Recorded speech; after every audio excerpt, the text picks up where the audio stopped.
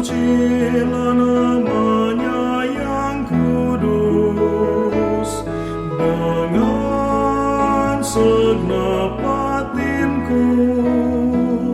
Jangan lupakan kebaikannya. Dia mengampuni segala dosamu.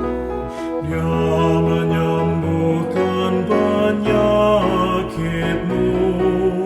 Dia menebus hidupmu dari kubur.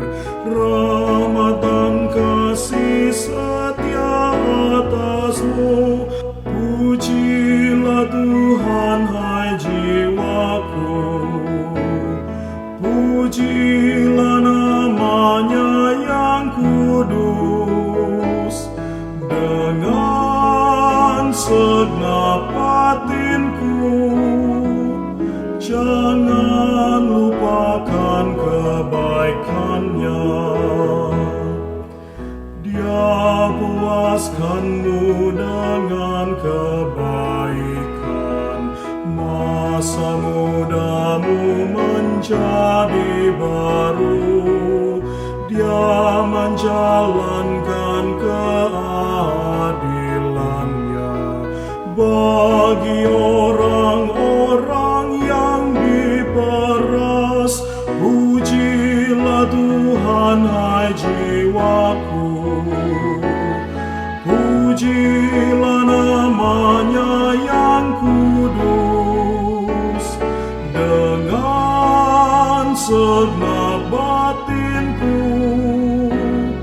Jangan lupakan kebaikannya.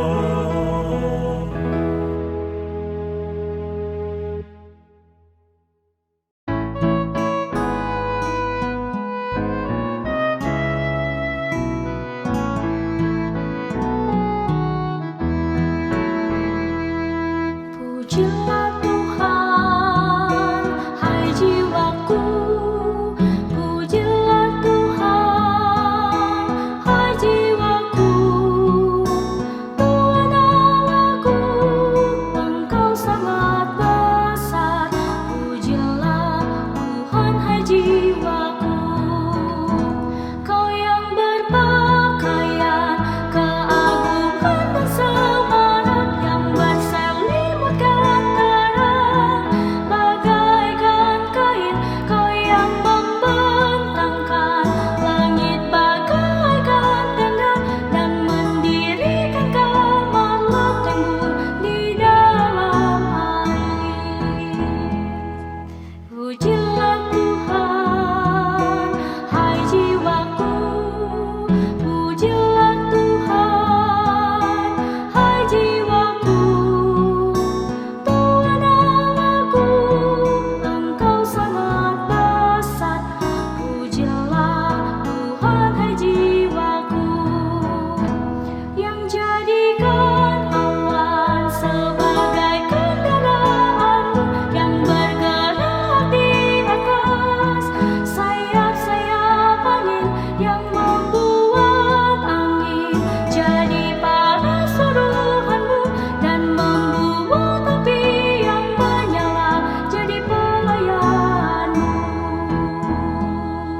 Pujilah Tuhan, hai jiwaku. Pujilah Tuhan, hai jiwaku. Tuhan Allahku, Engkau sangat besar. Pujilah Tuhan, hai jiwaku.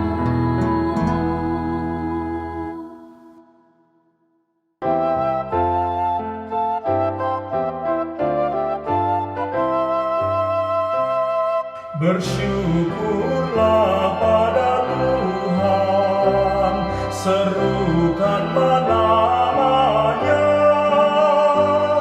Kenalkanlah karyanya ke semua bangsa. Pegang segala titahnya, haleluya. Bernyanyilah, bermazmurlah baginya. Bercakapkan semua karya ajaibnya.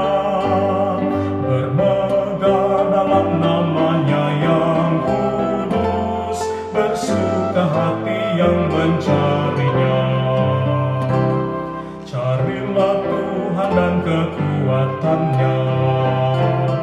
Carilah wajah Tuhan selalu, hai anak cucu Abraham hambanya, anak Yakub umat pilihannya.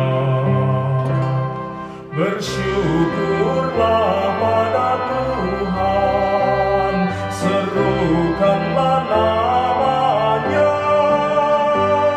kenalkanlah karyanya ke semua bangsa, pegang skala titahnya, haleluya.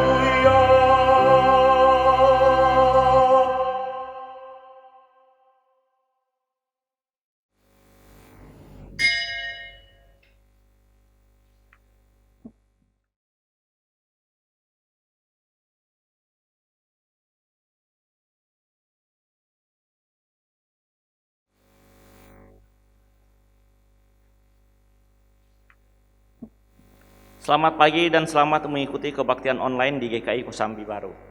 Wartalisan kebaktian online Minggu 14 Maret 2021. Pelayan kebaktian. Kebaktian online hari ini dilayani oleh Pendeta Yael Eka Hadi Putri Lamorahan dari GKI Muara Karang. Majelis Jemaat dan segenap jemaat mengucapkan terima kasih atas pelayanannya.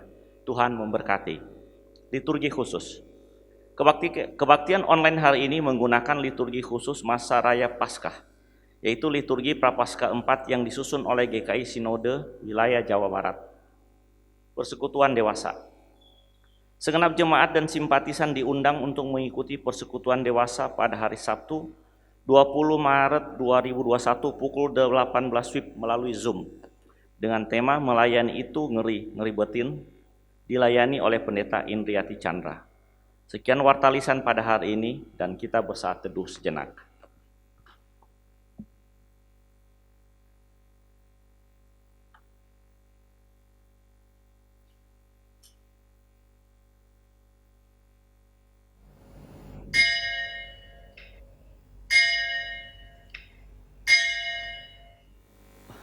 Umat Tuhan di Minggu Prapaskah keempat ini, marilah datang kepada Tuhan yang berbelas kasih. Bukalah hidupmu bagi Tuhan yang penyayang. Bertobatlah di hadapan Tuhan yang penyabar. Puji dan muliakanlah Tuhan Yesus Mesias Israel. Jemaat kami undang untuk berdiri dan kita menyanyikan Kidung Jemaat 159 Yesus Mesias Israel.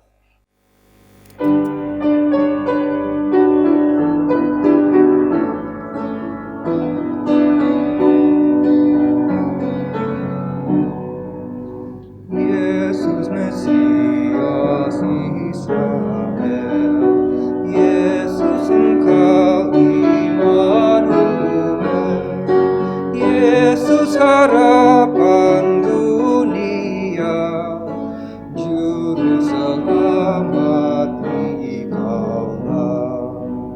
Biarlah kami mengerti bahwa telah Engkau beri damai sentosa yang penuh, hanyalah oleh kurban-Mu. Pertolongan kita adalah dalam nama Tuhan yang menjadikan langit dan bumi.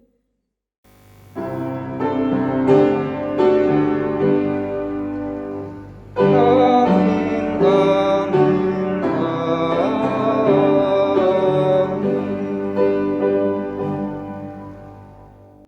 Tuhan beserta saudara.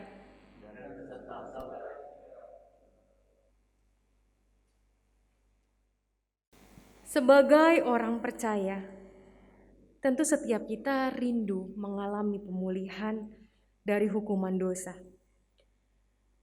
supaya relasi kita dengan Tuhan serta ciptaan lain, baik sesama maupun juga diri sendiri, dapat kembali utuh.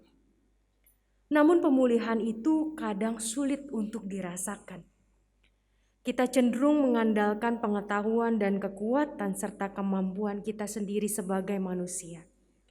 Padahal semakin kita mengandalkan diri, semakin jauh kita dari anugerah Allah. Marilah kita membuka diri dan hati kita di hadapan Allah. Biarkan Allah melihat kedalaman hati kita. Mari kita mengakui dosa-dosa kita semua di hadapan Tuhan. Kita berdoa.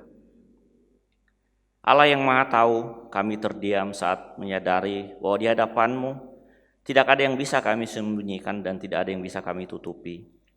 Allah yang Maha Benar, kami tertunduk saat menginsafi bahwa terkadang kami terlalu mengandalkan hikmat dan kemampuan kami daripada bersandar pada anugerah-Mu.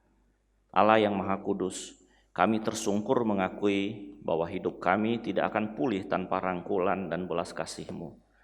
Ampuni kami ya Allah, tegurlah dan koreksilah kami untuk kembali pada jalan yang Engkau kehendaki. Pulihkan kami ya Allah, supaya hidup kami menjadi terang yang menyaksikan kasih dan karya Allah. Kasihanilah kami ya Allah.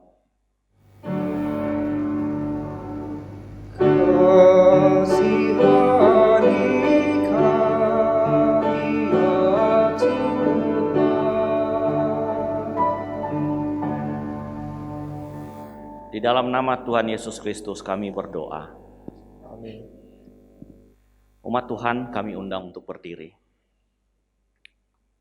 Bagi kita yang telah mengakui dan menyesali dosa kita, kini dengarkanlah seruan Hezekhiel pasal 18 ayat 21 sampai dengan 22. Tetapi jikalau orang fasik bertobat dari segala dosa yang dilakukannya dan berpegang pada segala ketetapanku serta melakukan keadilan dan kebenaran, ia pasti hidup. Ia tidak akan mati. Segala durhaka yang dibuatnya tidak akan diingat-ingat lagi terhadap dia. Ia akan hidup karena kebenaran yang dilakukannya. Di dalam Kristus engkau telah diampuni.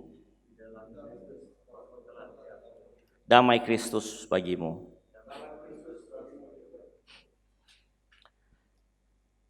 Mari kita mengangkat pujian dari Kidung Jemaat 158, Ku Ingin Menghayati.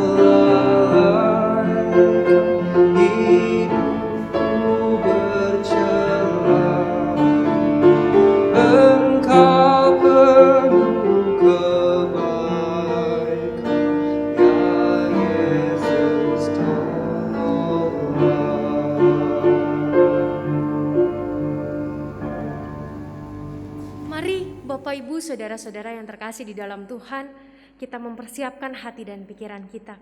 Kita hari ini mau belajar bersama hingga pemulihan yang sungguh kita dambakan menjadi milik kita karena cinta kasih Tuhan yang begitu besar. Mari kita berdoa. Tuhan Yesus yang baik, kami mengucap syukur kalau pada hari ini kami masih diberikan kesempatan, masih diberikan waktu untuk belajar dari firman Tuhan, untuk kembali, untuk terus diingatkan bagaimana harus kami menjalani hidup bersama dengan Tuhan. Kiranya Engkau yang memimpin kami, Engkau yang berbicara di dalam hati dan pikiran kami, Engkau yang menolong kami, memberikan kami kekuatan dan sukacita, sehingga apa yang bisa kami pelajari bersama tidak hanya sekedar menjadi teori, menjadi ilmu, menjadi pengetahuan, tapi menjadi hal yang kami lakukan dengan sepenuh hati, sepenuh jiwa kami, dan kami memperoleh dampak yang positif. Tolong kami ya Tuhan, kami mau belajar bersama Roh-Mu, karena Roh-Mu lah pemimpin yang sejati. Kami merendahkan hati kami, biarlah Engkau yang menguduskan hati dan pikiran kami. Kami menyerahkan waktu ini ke dalam tangan-Mu. Demi Kristus Yesus Juru Selamat kami yang hidup, kami berdoa dan memohon. Amin.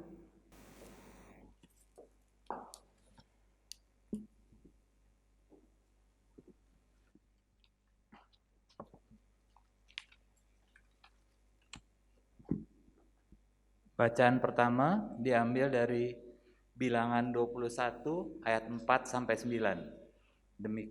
Demikianlah. 21 ayat 4 sampai 9. Setelah mereka berangkat dari Gunung Hor, berjalanlah ke arah Laut Teberau untuk mengelilingi tanah Edom. Maka bangsa itu tidak dapat lagi menahan hati di tengah jalan. Lalu mereka berkata-kata melawan Allah dan Musa, "Mengapa kamu memimpin kami keluar dari Mesir supaya kami mati di padang gurun ini? Sebab di sini tidak ada roti dan tidak ada air, dan makanan hambar ini kami telah muak." Lalu Tuhan menyuruh ular-ular tedung ke antara bangsa itu, yang memagut mereka sehingga banyak dari orang Israel yang mati. Kemudian datanglah bangsa itu mendapatkan Musa dan berkata, "Kami telah berdosa, sebab kami berkata-kata melawan Tuhan, dan engkau berdoalah kepada Tuhan supaya dijauhkannya ular-ular ini daripada kami." Lalu Musa berdoa untuk bangsa itu. Maka berfirmanlah Tuhan kepada Musa, "Buatlah ular tedung dan taruhlah itu pada sebuah tiang. Maka setiap orang yang terpagut, jika ia melihatnya, akan tetap hidup." Lalu Musa membuat ular tembaga dan menaruhnya pada sebuah tiang. Maka jika seorang dipagut ular dan ia memandang kepada ular tembaga, dan tetaplah ia hidup. Demikianlah sabda Tuhan.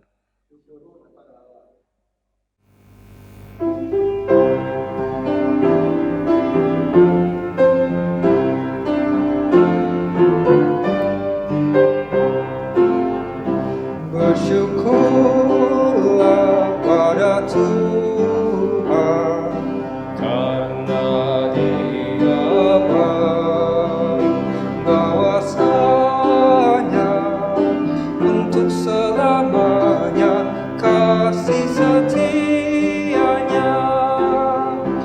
Bersyukurlah pada Tuhan, karena Dia baik, bahwasanya untuk selamanya kasih setianya. Biarlah itu dikatakan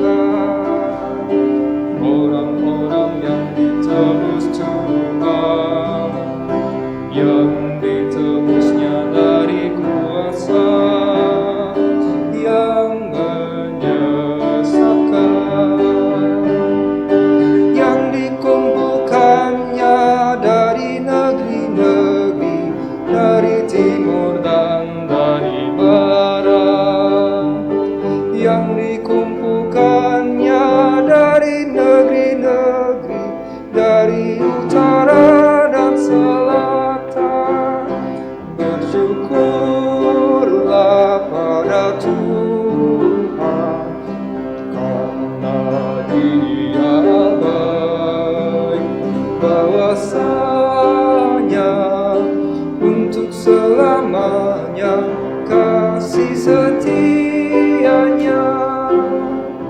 Pada menjadi sakit karena perilakunya yang berdosa, disiksa oleh sebab kesalahan. salah mereka, dan mereka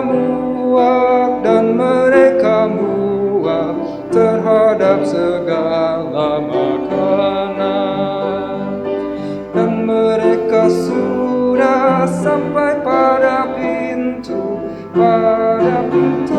gerbang maut. Bersyukurlah pada Tuhan, karena Dia baik, bahwasanya untuk selamanya kasih setianya. Mereka berseru pada Tuhan dalam kesesakan mereka, dan diselamatkannya mereka dari kecemasan. Disampaikannya firman-Nya dan disembuhkannya mereka. Diluputkannya mereka dari liang kubur. Bersyukurlah pada Tuhan, karena Dia baik, bahwasanya untuk selamanya kasih setianya. Biarlah mereka bersyukur karena kasih setia-Mu Tuhan, karena perbuatan-Nya yang ajaib pada manusia. Biarlah mereka persembahkan syukur, korban syukur kepada Tuhan, dan menunjukkan karya Tuhan dengan sorak-sorai. Bersyukurlah pada Tuhan, karena Dia baik, bahwasanya untuk selamanya kasih setianya.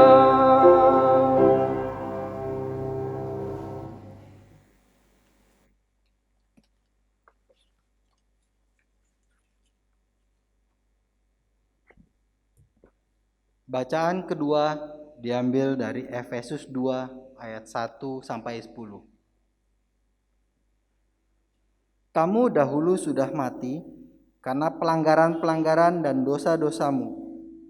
Kamu hidup di dalamnya karena kamu mengikuti jalan dunia ini.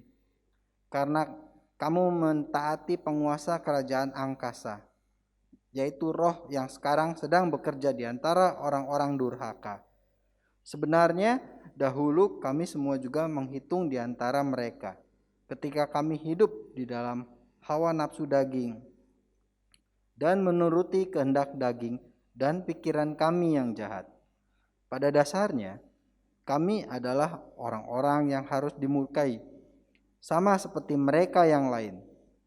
Tetapi Allah yang kaya dengan rahmat, oleh karena kasih-Nya yang besar, yang dilimpahkannya kepada kita, telah menghidupkan kita bersama-sama dengan Kristus, sekalipun kita telah mati oleh kesalahan-kesalahan kita. Oleh kasih karunia kamu diselamatkan, dan di dalam Kristus Yesus Ia telah membangkitkan kita juga dan memberikan tempat bersama-sama dengan Dia di sorga, supaya pada masa yang akan datang Ia menunjukkan kepada kita kekayaan kasih karunia-Nya yang melimpah-limpah sesuai dengan kebaikan-Nya terhadap kita di dalam Kristus Yesus. Sebab karena kasih karunia kamu diselamatkan oleh iman. Itu bukan hasil usahamu, tetapi pemberian Allah. Itu bukan hasil pekerjaanmu, Jangan ada orang yang memegahkan diri, karena kita ini buatan Allah, diciptakan dalam Kristus Yesus untuk melakukan pekerjaan baik yang dipersiapkan Allah sebelumnya. Ia mau supaya kita hidup di dalamnya. Demikianlah sabda Tuhan. Syukur kepada Allah. Injil Tuhan kita Yesus Kristus menurut Yohanes 3 ayat 14 sampai 21.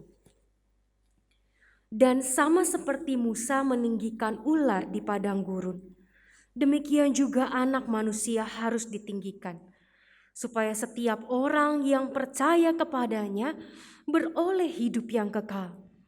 Karena begitu besar kasih Allah akan dunia ini, sehingga ia telah mengaruniakan anaknya yang tunggal, supaya setiap orang yang percaya kepadanya tidak binasa, melainkan beroleh hidup yang kekal.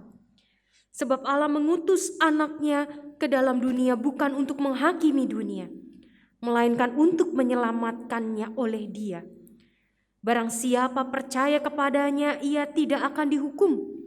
Barang siapa tidak percaya, ia telah berada di bawah hukuman, sebab ia tidak percaya dalam nama Anak Tunggal Allah. Dan inilah hukuman itu. Terang telah datang ke dalam dunia, tetapi manusia lebih suka menyukai kegelapan daripada terang, sebab perbuatan-perbuatan mereka jahat. Sebab barang siapa berbuat jahat membenci terang dan tidak datang kepada terang itu, supaya perbuatan-perbuatannya yang jahat itu tidak nampak. Tetapi barang siapa melakukan yang benar, ia datang kepada terang, supaya menjadi nyata bahwa perbuatan-perbuatannya dilakukan dalam Allah. Demikianlah Injil Yesus Kristus. Berbahagialah setiap kita yang mendengarkan firman Allah dan memeliharanya. Hosana.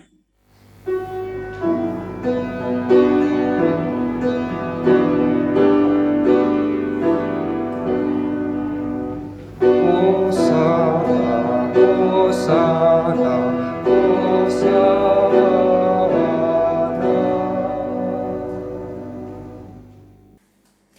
Bapak Ibu yang terkasih, hari ini kita sudah memasuki Minggu Prapaskah keempat.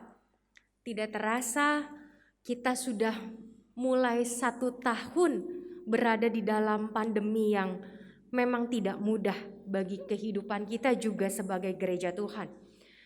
Tapi pandemi jangan sampai menghentikan kita untuk terus punya hati yang terbuka sama Tuhan. Hari ini kita akan belajar bersama dengan tema dipulihkan dari pagutan dosa.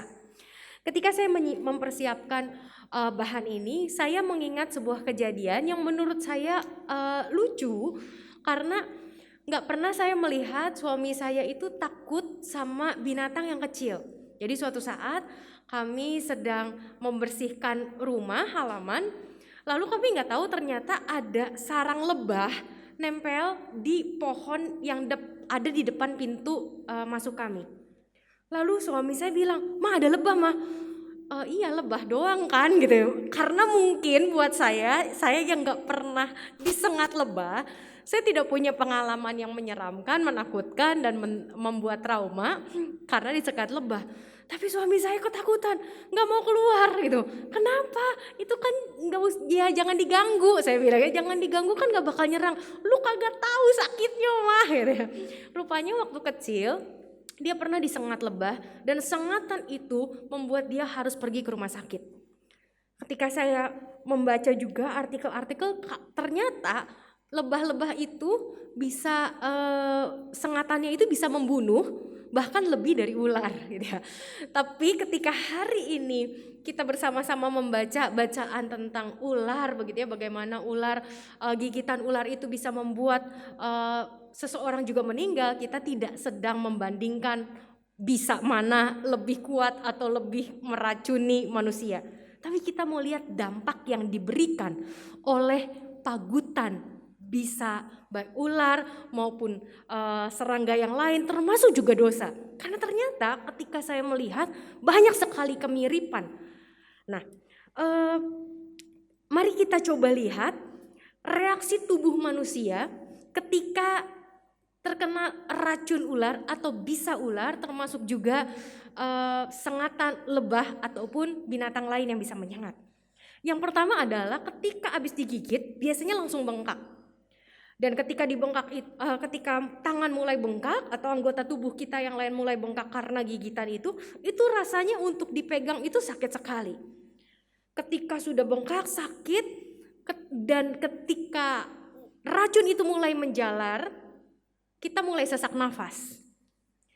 Sudah sesak nafas, jantung mulai deg-degan kenceng banget sampai keringetan, gitu ya. Ada mual, ada mau muntah, penglihatan kabur, berkeringat yang banyak sekali sampai mati rasa, bahkan sampai kematian menjemput.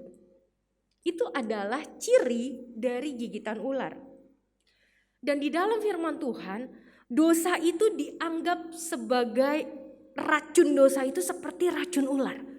Mari kita lihat, ternyata beberapa dampak tadi juga kita rasakan ketika kita sudah terpangut dosa, atau kita sudah melakukan hal yang salah di hadapan Tuhan. Yang pertama adalah rasa sakit. Biasanya orang yang sudah melakukan dosa atau orang yang mungkin terkena dampak dari orang yang melakukan dosa, misalnya ada orang berkata kasar. Kan Tuhan bilang jangan sampai kita keluar kata kasar gitu ya dari mulut kita. Pikirkan segala sesuatu yang baik sehingga yang keluar itu juga tetap baik. Tapi ketika ada orang mengabaikan perintah Tuhan itu dan melakukan dosa dengan apa? Dengan memaki sesamanya. Apa hasilnya? Hasilnya sakit hati Bapak Ibu. Saudara-saudara sekalian. Dosa itu selalu merusak hubungan. Baik dengan orang lain, juga dengan diri sendiri. Karena ketika misalnya dimaki gitu, kamu nih emang gak bisa apa-apa. Lalu berpikir, dia udah mulai kena tuh sengatan dosa juga. Berpikir, aduh memang ya saya gak bisa apa-apa ya. Aduh memang saya ini bodoh. Aduh memang saya ini bego. Aduh memang saya ini ciptaan yang tidak berguna. Akhirnya mulai memandang diri buruk. Dan kita tanpa sadar sedang menyakiti juga diri kita. Kita akhirnya yang terasa terluka mulai menyakiti orang lain. Dan itulah siklus dosa. Dosa selalu memberikan kesakitan. Rasa menyesal yang selalu juga datang terlambat. Ketika kita melakukan sesuatu yang salah, nyesel, aduh rasanya nyesel tuh sakit banget gitu. Sakitnya di sini, aduh sakitnya semua badan, stres. Gara-gara apa? Gara-gara melakukan hal yang keliru. Sakit. Yang kedua adalah mulai sesak. Saya ingat waktu kecil saya pernah mencuri uang mama saya. Jadi namanya anak kecil, lalu kemudian aduh kok pengen jajan ya, tapi belum dikasih uang jajan waktu itu. Tapi pengen jajan, pengen satu produk makanan anak-anak gitu ya yang hits banget gitu kan. Cuma gopek kok gitu ya, harganya cuma gopek. Akhirnya saya ambil, saya buka lemari mama gitu ya, saya ambil gopek, tapi rasanya deg-degan pisan gitu ya, deg. Sekali nggak ketahuan, deg-degannya berkurang Bapak Ibu gitu ya. Tapi di situ saya ngerasa sampai sesek gitu ya, apalagi ketika pas buka lemari terus, ya, aduh, mama datang gitu ya. Jadi kayak sesak itu juga dirasakan ketika kita mau melakukan dosa dan sudah melakukan dosa. Itu adalah respon tubuh kita karena kita tahu itu salah. Ya. Sama seperti misalnya kita keluar lupa bawa KTP, lupa bawa SIM, lupa bawa STNK, lupa pakai helm. Ketika kita memaksakan diri untuk masuk ke jalur Transjakarta, ketika kita nyontek waktu kecil, waktu ulangan, ketika kita nyontek tugas teman juga gitu ya. Ketika kita melakukan hal-hal buruk, sesak itu sebetulnya warning dari Tuhan. Hei, tubuhmu itu sedang memberitahu bahwa itu gak bener gitu ya. Jantung memompa lebih kencang, paru-paru setengah mati kerjanya, tapi kadang-kadang orang ya karena sekali deg-degan, 2 kali deg-degan, masih 3 kali, 4 kali deg-degannya mulai hilang, lama-lama mati rasa. Tadi salah satu reaksi tubuh terkena racun ular ataupun racun serangga yang lain yang membahayakan termasuk semut adalah mati rasa. Semakin sering kita melakukan dosa, semakin kita mampu untuk mati rasa suatu saat nanti. Ini mah bukan dosa, semua orang melakukannya. Biasa aja lagi, ini mah normal. Sekarang mah nggak ada hitam putih, adanya abu-abu gitu ya. Semuanya abu-abu. Gak perlu takut lah, semua orang melakukan, gak perlu takut, semua orang juga pasti bikin begitu kok. Dosa membuat kita akhirnya mati rasa. Kita mulai kehilangan kesadaran, gak berasa lagi kalau melakukan dosa. Bahkan akhirnya tanpa sadar kita dibuat mati olehnya. Mati di sini menggunakan kata muwut di dalam bahasa Ibrani. Muwut artinya bukan sekedar mati nggak bisa nafas lagi. Kalau itu kayaknya enak gitu ya. Oh, kita bikin dosa lalu kemudian Tuhan bilang ya udah sini pulang gitu ya. Pulang udah nggak bisa bikin dosa lagi ya, nggak berasa apa-apapun gitu ya di tubuh, paling ya nanti di nerakanya gitu kan. Tapi muwut itu adalah keadaan mati ketika kita masih hidup. Macam zombie jadinya. Keadaan mati tapi ketika kita hidup.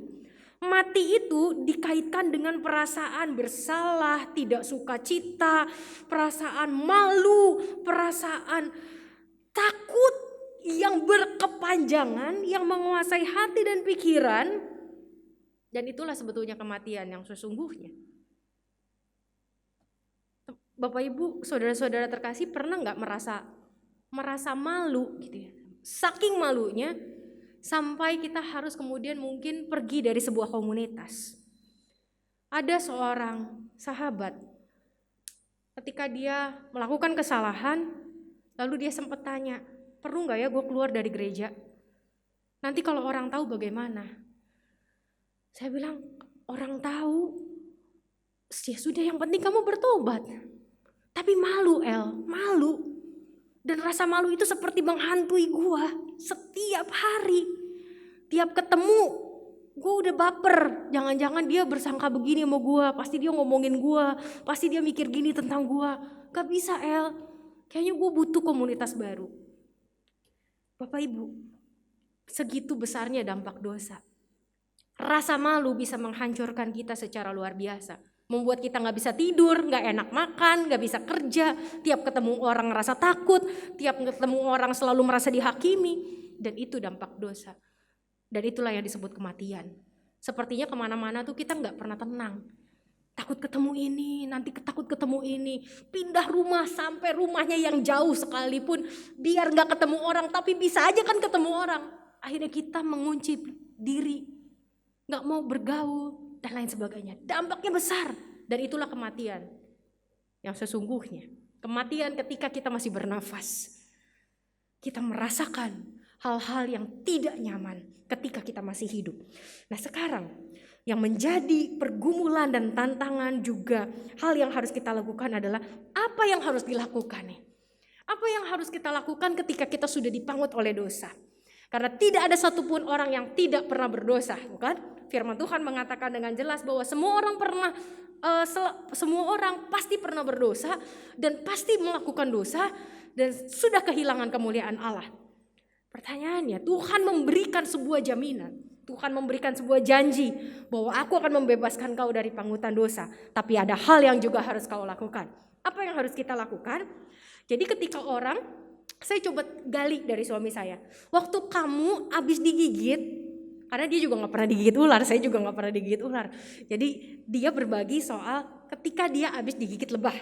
Apa yang terjadi? Ya itu harus dipencet-pencet dipencet-pencet, tapi kan sakit tuh karena bengkak, dipencet-pencet dia mau gak mau akhirnya ke rumah sakit. Terus dipotong karena ada yang ketinggalan, jadi kayak saya gak ngerti ya, mungkin ujung yang kayak durinya itu yang ada di bagian belakang lebah yang nyengat, itu ketinggal di situ. Jadi kayak mesti dipotong terus gimana dong? Pingsan dong lo. Karena saya tahu ya suami saya takut banget sama darah gitu ya. Aduh udah gua rasa mau mati saat itu dia bilang. Makanya dia takut banget, udah badan gede tapi ngelihat lebah satu tuh ini bisa begini. Aduh lebah pahit. Jadi saya ketawa tapi benar juga ya. Ternyata nggak seperti semudah ataupun seringan itu ketika saya membayangkannya. Kalau pernah kena pagutan lebah gitu. Jadi begitu juga ketika kita digigit dosa. digigit, dipangut dosa. Maka kita harus membawa diri kita ke orang lain. Kita nggak bisa tuh ngebelah sendiri. Suami saya nggak bisa, gue belak-belak sendiri mah belum apa-apa, gue udah pingsan kali gitu ya. Jadi mau nggak mau dia pergi ke rumah sakit, dia cari ahlinya di sana, dokter, suster di UGD yang memang tahu cara menangani dengan tepat.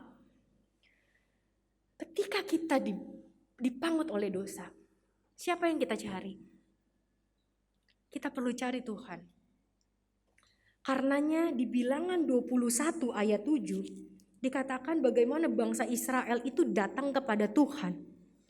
Kenapa? Karena dia yang ahli. Dia yang ahli untuk mengatasi dosa, menang di atas dosa, bahkan melampaui dosa. Dia sudah mati karena dosa-dosa kita, tapi dia mengalahkan itu semua dengan kebangkitannya. Kita nggak bisa nyari orang lain, termasuk juga pendeta. Saya tidak punya hak untuk mengatakan bahwa dosamu telah diampuni. Saya nggak punya kapasitas itu sebagai manusia. Karenanya datang pada Tuhan adalah salah satu jalan yang paling baik, paling tepat. Karena manusia pun bisa salah. Saya sadar bahwa sebagai pendeta saya sudah sekolah teologi S1 5 tahun, suami saya sudah S2 8 tahun bahkan begitu. Tapi kami tetap terbatas sebagai manusia. Seorang teolog yang sudah sampai doktor dan profesor pun tetap terbatas sebagai manusia. Sehingga kita perlu datang pada sang ahli, yaitu juru selamat yang satu-satunya itu, Yesus Kristus. Datang kepada Allah. Tapi datangnya menggunakan kata bow di sini. Di dalam bahasa Ibrani, BOW. Bow ini ternyata bukan hanya sekedar datang, tapi datang sambil merendahkan diri. Jadi kalau mungkin kita datang ke raja gitu ya, kita sambil bungkuk begitu ya, menunjukkan kerendahan hati, menunjukkan kesiapan, disuruh apapun harus nurut begitu ya. Dan itu juga kan ketika kita pergi ke dokter. Dokter bilang, ayo kasih ke sini tangannya. Enggak dok, sakit. Kasih ke sini. Enggak dok, sakit. Kayak beberapa meme ya ketika orang-orang mau divaksin kan. Mau divaksin gak mau sakit gitu kan. Gak mau nurut sama dokternya. Ya gak kepasin vaksin gitu kan. Gak ketusuk-tusuk. Begitu juga ketika dibawa ke dokter, ya kita harus rela. Ya udah deh dokter, apa dah kata dokter yang bagus, sakit luar biasa. Tapi kita memberi dengan rela. Datang kepada Tuhan, lalu kemudian berdoa, dikatakan berdoa. Pray. Pray di sini bukan hanya Tuhan, saya minta dilepaskan dari pagutan dosa Tuhan. Lalu jeng-jeng, lepas semuanya. Enggak gitu Bapak Ibu Saudara sekalian. Berdoa di sini ternyata di dalam bahasa Ibraninya menggunakan kata pala yang artinya siap dinilai. Siap dinilai. Jadi kalau Tuhan bilang, kamu tuh salahnya di sini. Kita tinggal bilang, iya Tuhan maaf. Jangan, kamu tuh salahnya di sini. Enggak, itu mah bukan karena saya, itu karena istri saya. Itu kan yang terjadi pada Adam dan Hawa kan. Adam, kenapa lu makan nih buah gitu kan. Enggak, itu gara-gara Hawa. Hawa, kenapa kamu kasih ke Adam? Enggak, itu gara-gara ularnya mana ya gitu ya. Dan akhirnya kita gak akan pernah selesai. Kita akan selalu menyalahkan orang lain. Selalu menyalahkan orang lain. Tapi ketika kita berdoa, Tuhan mau hati kita yang berdoa, bukan sekedar mulut kita. Dan hati yang berdoa itu seperti apa? Hati yang siap ditegur, siap diperbaiki, siap dinasehati, siap dihukum, termasuk siap diberi konsekuensi. Ini menarik Bapak Ibu sekalian. Banyak orang Kristen mengatakan, ya udah kalau saya udah ngaku dosa sama Tuhan, berarti saya bebas dari hukuman.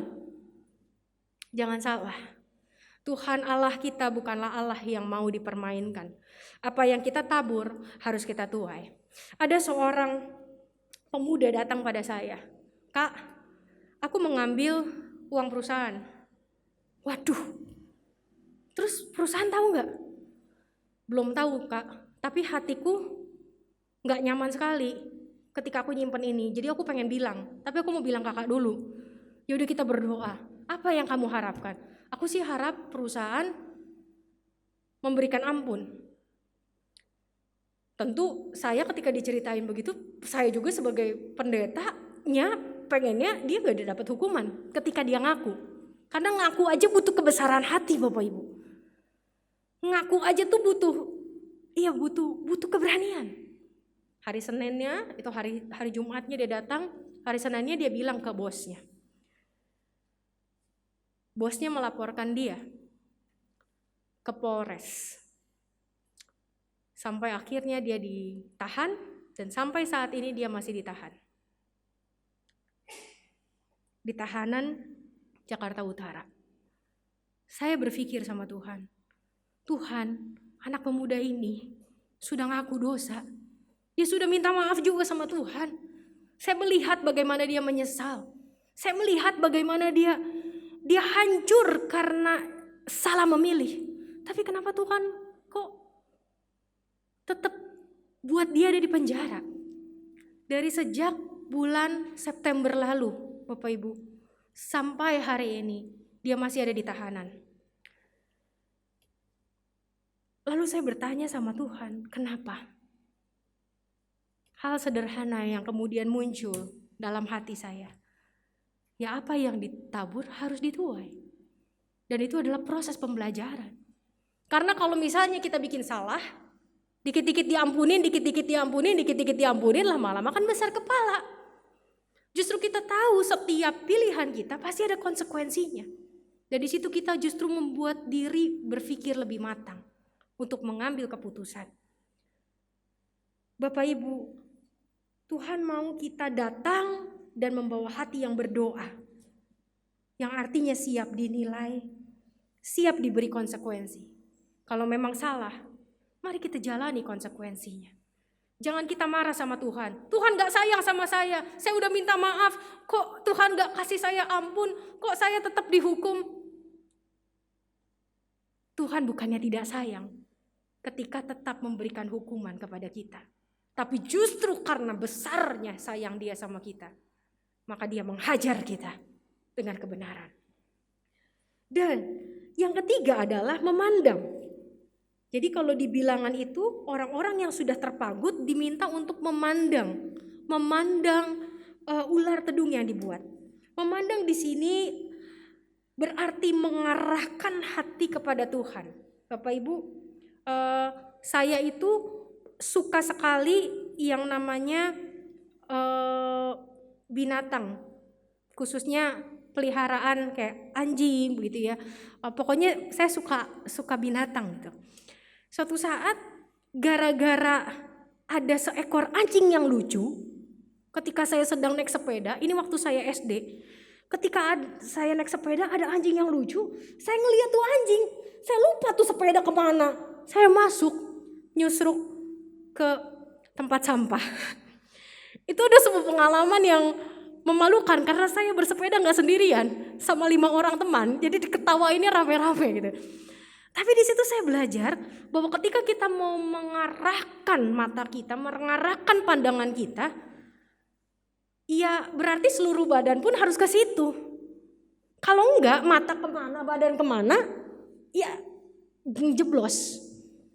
Banyak orang Kristen ngerasa bahwa ya udahlah sambil ngelihat Tuhan tapi sembali yang lihat yang lain gitu ya. Akhirnya nggak fokus sama Tuhan ya. Ya ujungnya nabrak. Tapi memandang Yesus juga agak sulit untuk dipahami ketika kita berada di dunia yang memang Yesus tuh nggak kelihatan gitu loh. Jadi Tuhan kau ada di mana? Nggak kelihatan sama mataku. Nah, mungkin ini bisa sedikit membantu. Saya adalah seorang yang suka sekali mengendarai motor. Dan kemanapun saya pergi, saya lebih memilih menggunakan motor ketimbang mobil karena memang Jakarta kan super macet. Untuk bisa tiba di tempat ini, saya sudah lama nggak ke Kosbar dan saya tidak pernah ke Kosbar lewat jalan yang baru karena sekarang saya tinggal di Muara Karang. Akhirnya saya menggunakan earphone, Bluetooth gitu ya, untuk ngedengerin GPS. Belok kiri. Tapi kan karena saya nggak bisa lihat HP-nya ya, karena saya pegang motor kan, saya nggak bisa lihat HP-nya. Belok kiri. Kok dia diam aja ya? kok nggak berbunyi lagi, ini hang apa gimana ya, atau jangan-jangan mati. Jadi saya berhenti dulu, saya lihat oh masih hidup bener jalannya gitu ya. Jalan lagi, kok dia nggak kasih lagi aba-aba, oh tiba-tiba belok kanan, baru belok kanan. Bapak Ibu, ada kalanya kita saat ini hidup mendengar suara Tuhan.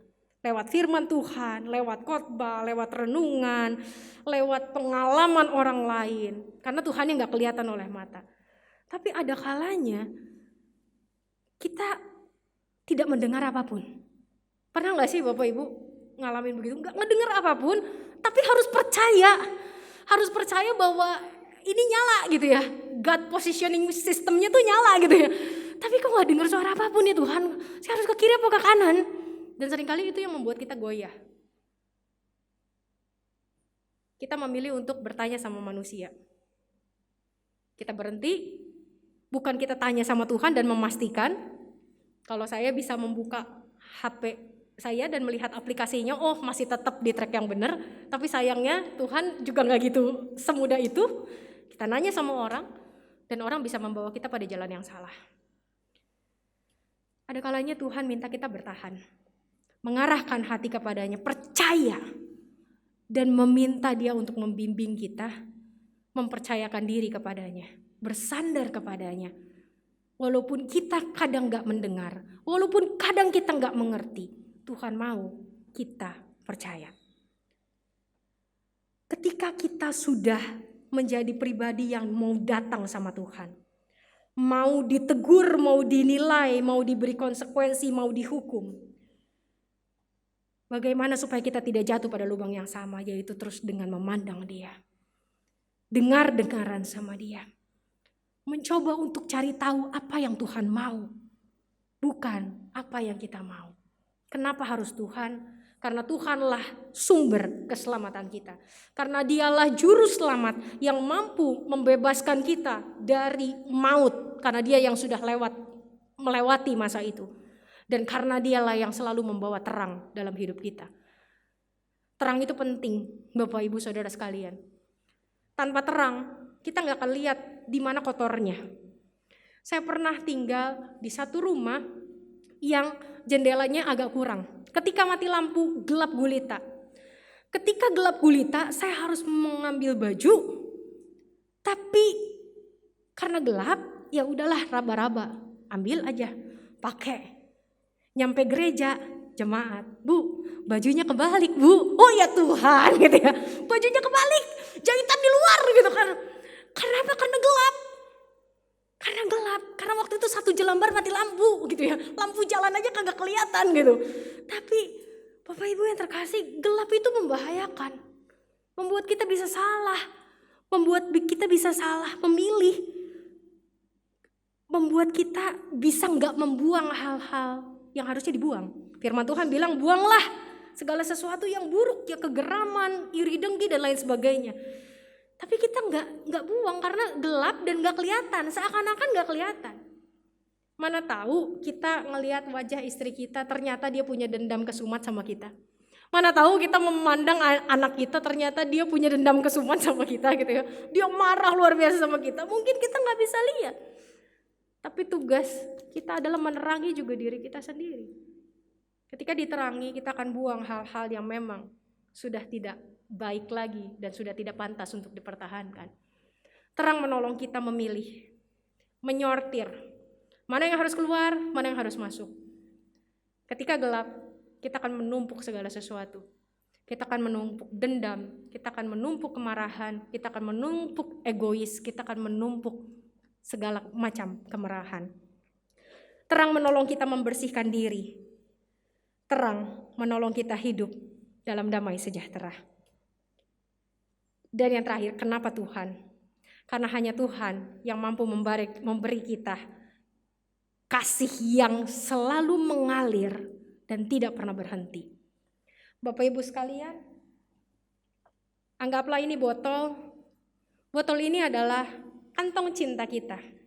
Setiap kita punya kantong cinta. Tapi sayangnya dosa merusak. Jadi mungkin dosa itu membuat ada bolong-bolong di bawahnya. Ketika kita butuh cinta, cinta itu masuk. Tapi sayangnya karena banyak bolong di bawahnya, keluar lagi. Cur, cur, cur. Kalau kita nggak cari Tuhan, kita nggak akan dapat yang namanya unlimited love. Maka ketika nggak ada yang ngucur lagi dari atas, lama-lama ini kosong. Dan kita nggak bisa lagi mencintai, baik diri sendiri maupun orang lain. Kita memang sudah dirusak oleh dosa. Puji Tuhan ya, Allah kita tidak pernah kehabisan kasih untuk mengisi kantong cinta kita yang bocor sekalipun. Maka carilah Dia. Karena hanya Dia yang memampukan kita merasakan dicintai, merasakan utuh, dan akhirnya merasakan hidup yang penuh syukur. Menjauhi dosa, menikmati keselamatan bersama dengan Tuhan. Tuhan Yesus memberkati. Amin.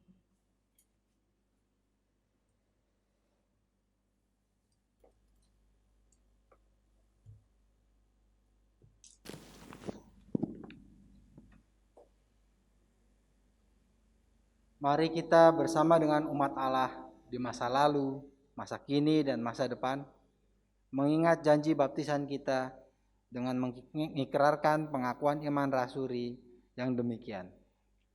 Aku percaya kepada Allah, Bapa yang Maha Kuasa, Khalik langit dan bumi, dan kepada Yesus Kristus, anaknya yang tunggal Tuhan kita, yang dikandung daripada Roh Kudus, lahir dari anak darah Maria, yang menderita sengsara di bawah pemerintahan Pontius Pilatus, dan disalibkan, mati dan dikuburkan, turun ke dalam kerajaan maut, pada hari yang ketiga bangkit pula di antara orang mati, naik ke sorga, duduk di sebelah kanan Allah, Bapa yang Maha Kuasa, dan dari sana Ia akan datang untuk menghakimi orang yang hidup dan yang mati. Aku percaya kepada Roh Kudus, gereja yang kudus dan am, persekutuan orang kudus, pengampunan dosa, kebangkitan orang mati, dan hidup yang kekal. Amin.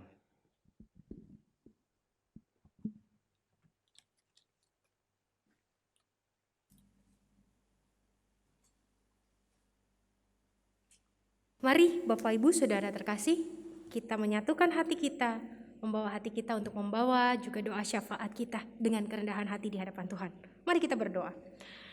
Tuhan Yesus, kami mengucap syukur kalau pada hari ini kami bersama-sama diberikan sebuah anugerah, sebuah pernyataan bahwa kami sudah dibebaskan dari panghutan dosa. Tapi tentunya Tuhan, pembebasan yang sudah Tuhan berikan kepada kami dan anugerahkan itu patut kami jaga, patut kami pelihara sedemikian rupa dengan juga memperhatikan pilihan-pilihan kami.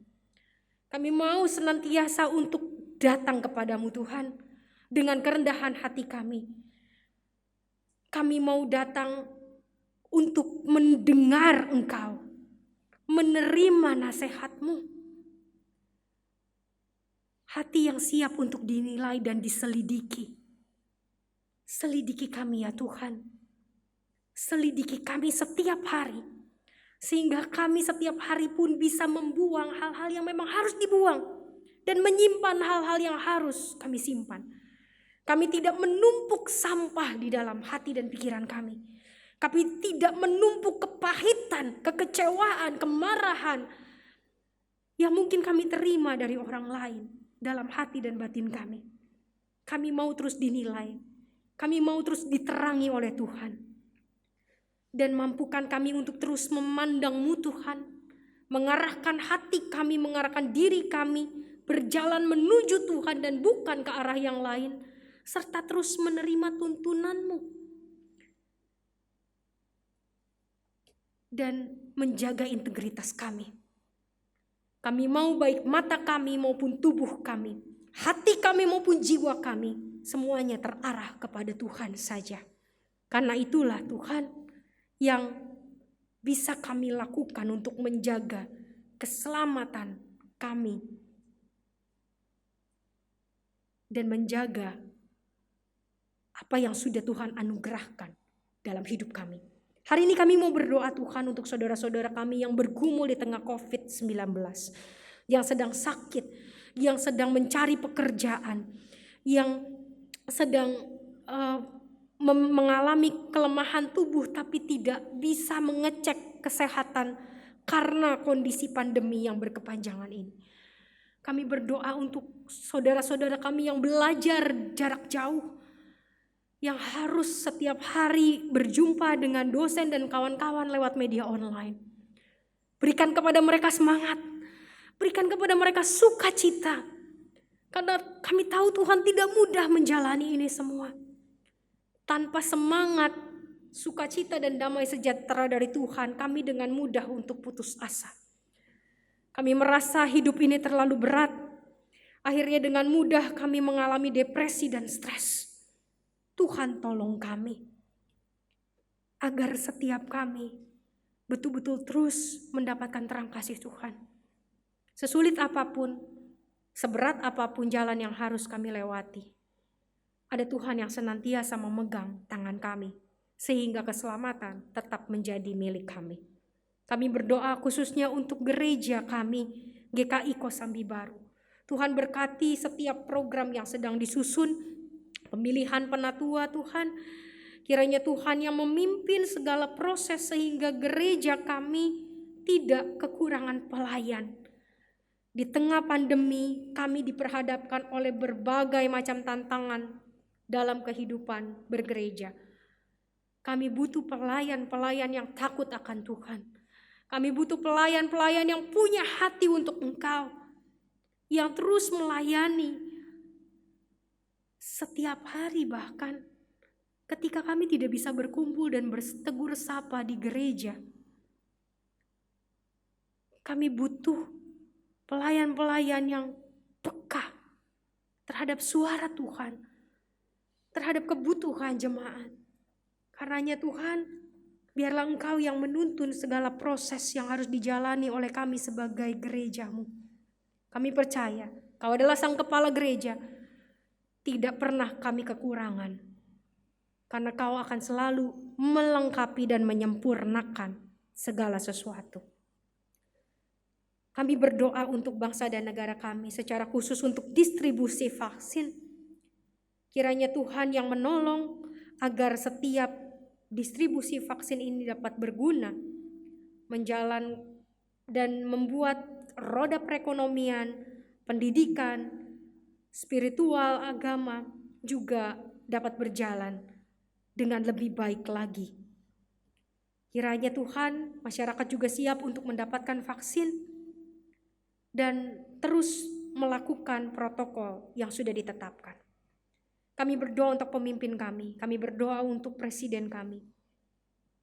Berikan dia hati yang damai dan sukacita, hati yang takut akan Engkau, sehingga di dalam pelayanannya memimpin bangsa ini, hanya hikmat dan bijak-Mu saja yang menguasai beliau. Tidak mudah Tuhan bagi presiden kami memimpin di tengah pandemi. Hanya karena belas kasih-Mu dan anugerah-Mu semata, dia tetap mampu memberikan yang terbaik. Inilah doa kami yang jauh dari sempurna. Kami menaikkan setiap doa dan harapan kami ke dalam tangan-Mu Tuhan. Jawablah setiap doa kami dengan jawaban yang terbaik menurut Tuhan sendiri. Karena baik kuasa maupun kemuliaan, dari dulu sekarang sampai selamanya, hanyalah milik-Mu. Dalam nama-Mu Tuhan, kami berdoa dan bersyukur. Amin. Pelayanan persembahan. Firman Tuhan telah mengajar dan mengajak kita untuk mengalami pemulihan darinya.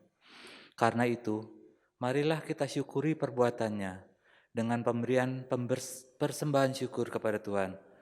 Mazmur 116 ayat 12-14 mengatakan, "Bagaimana akan kubalas kepada Tuhan segala kebajikannya kepadaku? Aku akan mengangkat piala keselamatan dan akan menyerukan nama Tuhan, akan membayar nazarku kepada Tuhan di depan seluruh umatnya." Saudara-saudara dapat mengirimkan atau mentransfer persembahan saudara ke rekening BCA atas nama GKI Kosambi Baru dengan nomor rekening 593 030 1045.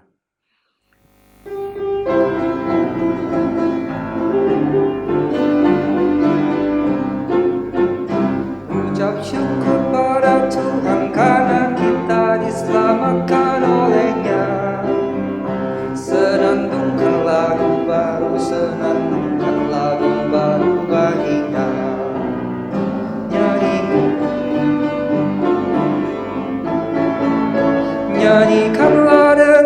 yang karena kasih setia Tuhan nyanyilah. Senandungkan lagu baru, senandungkan lagu baru baginya. Tuhan, terima kasih atas persembahan yang diberikan kesempatan kepada kami untuk memberikannya kepadamu. Ini adalah sebagian kecil dari kami yang kami kembalikan kepadamu. Biarlah ini dapat dipakai oleh gereja, oleh aktivis, oleh penatua untuk kemuliaan dalam namamu.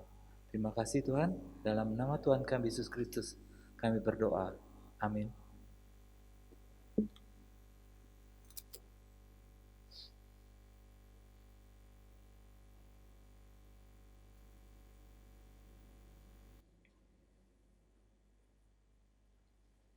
Hayatilah pemulihan hidup dari kuasa dosa.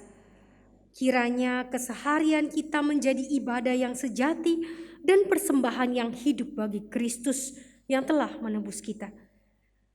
Abdikan diri jadi alat kasih Tuhan yang telah membentuk hati kita jadi baru.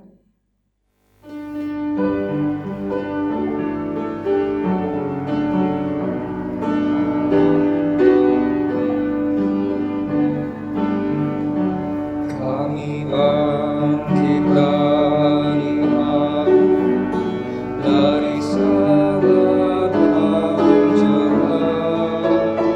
Bangkit lagi dari abu, diberikan oleh-Mu.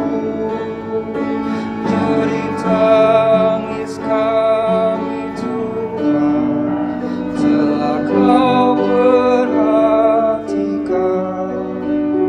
Hati yang remuk Kau bentuk jadi hati yang baru. Kalian dengan kuat kuasa-Mu, bangkit dari kegagalan, menetapkan di depan. Walau banyak rintangan dan bahaya mengancam, penyertaan-Mu menopang, membuat kami tenang.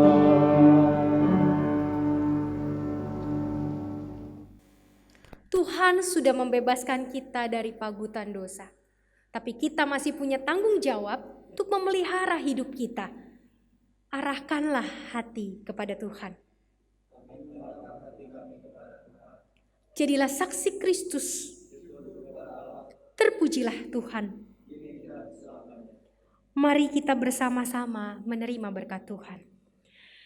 Kiranya Allah Maha Pengasih dan Maha Mulia berjalan bersamamu setiap hari, menyertaimu untuk memulihkan kehidupan siapapun yang kau jumpai. Dimanapun kau berada, kiranya rahmat dan berkat Allah Bapa, Anak, dan Roh Kudus menaungimu dari sekarang sampai selama-lamanya.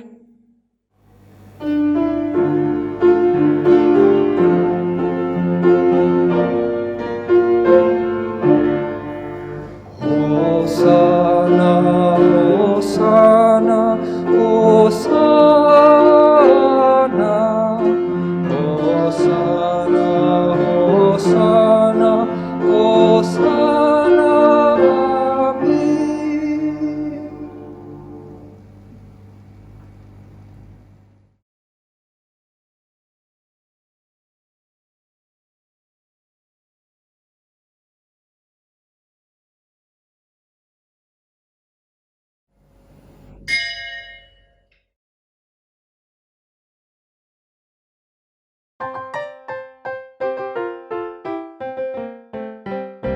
Bersyukurlah padanya